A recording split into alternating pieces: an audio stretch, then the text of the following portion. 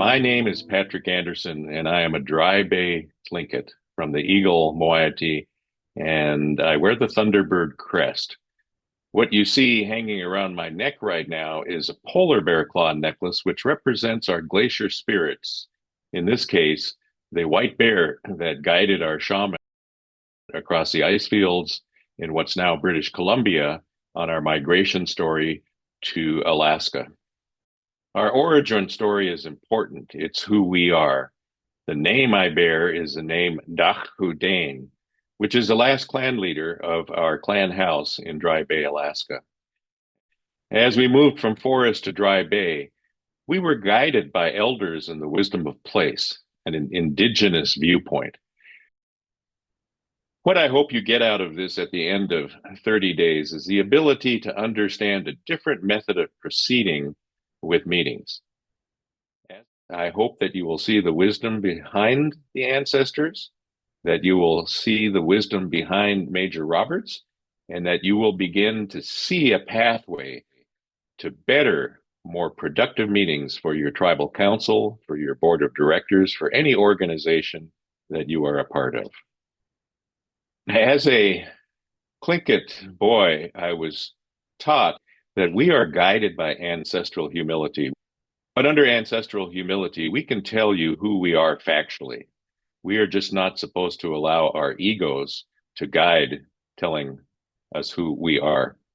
So in my background, I was fortunate because of the ancestors to be able to attend an Ivy League college, even though I came out of a housing project in the Seattle area and didn't have any money to pay for tuition. Afterwards, I was able to attend a very good law school for the same reasons. And ultimately, I was admitted to the Alaska Bar Association and given the ability to practice law. And I was privileged and honored to serve as parliamentarian for the Alaska Federation of Natives at the request of their chairman, and for the National Congress of American Indians, again, at the request of their president.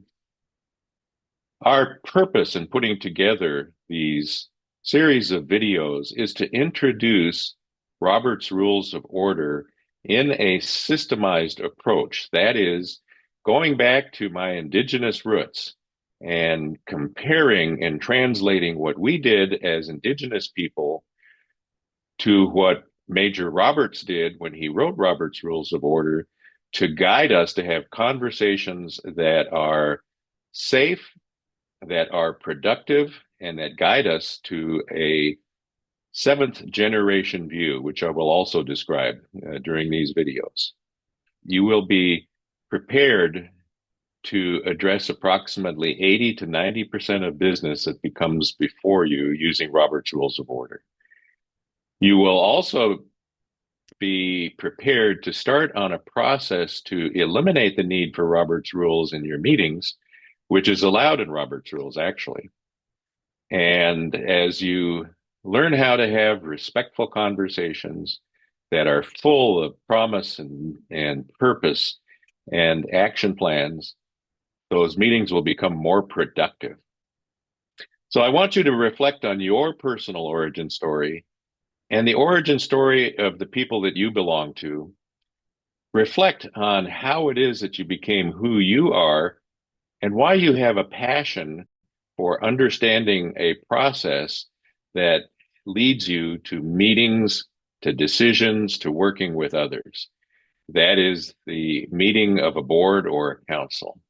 And then let's talk a little bit more about ancestral humility in the next video.